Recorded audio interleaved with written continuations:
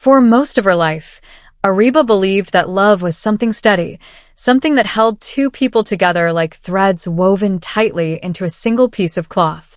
She married Hamza when she was just 24, full of dreams and simple hopes. They did not have much money, and their first home was a small rented portion in a crowded neighborhood, but they had laughter, shared tea in chipped cups, and long conversations on the roof under the open sky. Ariba believed that as long as two people respected each other and kept their promises, nothing could break them. She did not know then that love would one day be tested not by distance or poverty, but by doubt and silence. Hamza was a hard-working man who believed that providing for his family was the highest form of love. When their son Zion was born, he worked even longer hours, taking extra shifts and side projects to make sure there was always food on the table and a little saved for the future. Ariba admired his dedication, but slowly she began to feel the emptiness of his absence. Nights that were once filled with laughter became quiet. Dinners grew cold before he returned.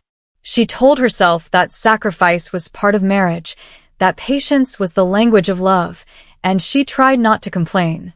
Yet inside her heart, a small loneliness began to grow. One evening, as Hamza showered after a long day, his phone buzzed on the table. Ariba did not mean to look at it. She had never been the type to check his messages. Trust, to her, was sacred. But the screen lit up with a name she did not recognize and a message that read, "I miss our talks already." The words were simple, almost innocent, but they pierced her heart. Her mind filled with questions. Who was this person? Why did they miss him? Why had he never mentioned her? She tried to calm herself, reminding herself that assumptions can destroy what truth might protect, but doubt had already taken root. That night, she could not sleep. She lay beside him, listening to his steady breathing, while her thoughts raced like a storm. She remembered the early days of their marriage, when he would hold her hand even while walking through crowded markets, as if afraid to lose her. She remembered how he once saved for months just to buy her a simple gold bracelet for their anniversary. Was that man still the same? Or had time and routine quietly changed them both? She felt guilty for doubting him, yet she felt betrayed by the possibility that something might be hidden from her. The silence between them felt heavier than any argument. The next morning, she chose not to confront him immediately. Instead, she watched him more carefully, noticing small changes she had ignored before. He smiled at his phone more often. He stepped out to take certain calls. He seemed distracted during meals. None of it proved anything, but together, they deepened her fear. She did not want to accuse him unfairly. She did not want to become suspicious and bitter. She wanted the truth, even if it hurt. Days passed, and the distance between them grew, not because of any confirmed wrongdoing, but because of the unspoken tension in her heart. Hamza sensed her quietness and asked if she was feeling unwell. She forced a smile and said she was just tired. In reality, exhaustion had nothing to do with her body and everything to do with her soul. Carrying doubt alone felt like carrying a heavy stone in her chest. Finally, one night when Zion was asleep, she gathered her courage. Her voice trembled as she asked, "Hamza, is there something you want to tell me?" He looked confused, almost hurt by the question. She hesitated, then mentioned the message she had seen. For a moment, his face went pale, and that silence terrified her more than any answer could. Tears filled her eyes as she whispered, "I just need honesty. I can face anything, but not lies." Hamza sat down slowly, covering his face with his hands. When he finally spoke, his voice was heavy with regret. He explained that the woman was a colleague from his new project. She had recently gone through a divorce and often confided in him about her struggles. He admitted that their conversations had become frequent, sometimes more personal than they should have been. "I didn't mean for it to cross a line," he said quietly. "I never touched her, never met her outside work, but I know I gave her emotional space that should have belonged to you." Those words shattered Ariba's heart in a way she had never experienced before. It was not a physical betrayal, but it felt like an emotional one. She realized that infidelity is not always about secret meetings or physical closeness. Sometimes, it is about sharing pieces of your heart with someone else while your spouse stands alone. The realization hurt deeply because she had always believed their bond was unbreakable. Tears streamed down her face as she asked, "Was I not enough?" Hamza's eyes filled with pain. He reached for her hand, but she pulled it back. "You were always enough," he said. "I was just too blind to see how distant I had become. I thought working harder was love. I forgot that being present is love too." His confession was not filled with excuses. It was filled with remorse. And that made it even more complicated for her heart. That night, neither of them slept.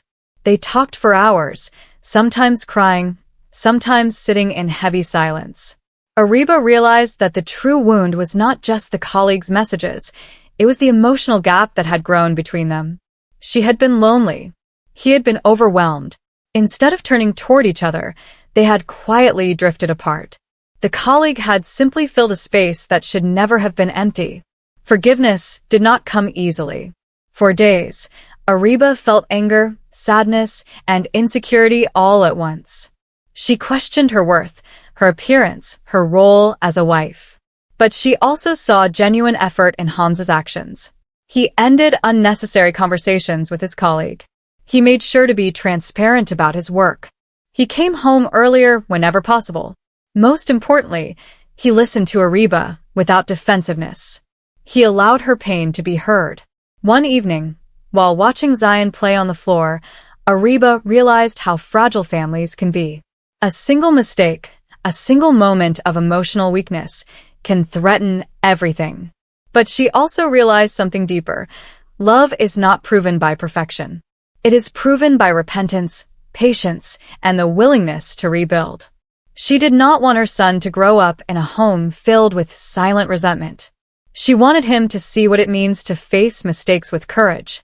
Slowly, she chose forgiveness, not because it erased the pain, but because holding on to anger would poison her own heart. She told Hamza that rebuilding trust would take time. He nodded, understanding that trust, once cracked, requires consistent care to restore. They began small changes, shared dinners without phones, evening walks together, honest conversations about their feelings. They rediscovered parts of each other they had forgotten. There were still nights when Ariba remembered that message and felt a sting in her chest. Healing was not a straight path. But each time doubt returned, she reminded herself of the long conversation they had that sleepless night when truth had finally replaced silence. She saw Hamza's efforts, his patience, his humility. And she saw her own strength in choosing grace over revenge. Years later, when they looked back on that painful chapter, they no longer saw it only as a betrayal. They saw it as a wake-up call. It forced them to confront their emotional distance. It taught them that marriage is not maintained by money or routine, but by daily connection. It taught them that even good people can make mistakes when they feel unseen or unheard, and that true love is not about never falling, but about helping each other rise again. One night, long after the storm had passed, Ariba lay awake once more.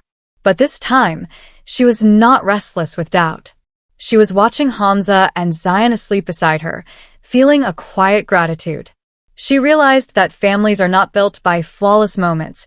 They are built by forgiveness, honesty, and shared effort. She gently reached for Hamza's hand, and he held it even in his sleep, as if some promises remain alive even through darkness. She understood then that the real lesson of that sleepless night was not about betrayal. It was about connection. It was about remembering that the person beside you is not just your spouse, but your partner in every struggle, your witness in every weakness, and your shelter in every storm. Love requires protection. It requires boundaries. It requires courage to admit when you are wrong and patience to forgive when you are hurt. The moral of their story was simple yet powerful. Emotional distance can be as dangerous as physical betrayal, but honesty can heal what silence destroys. When two people choose respect over ego, communication over suspicion, and forgiveness over pride, even the deepest wounds can become bridges instead of walls. And sometimes, the night you cannot sleep becomes the very night that saves your family.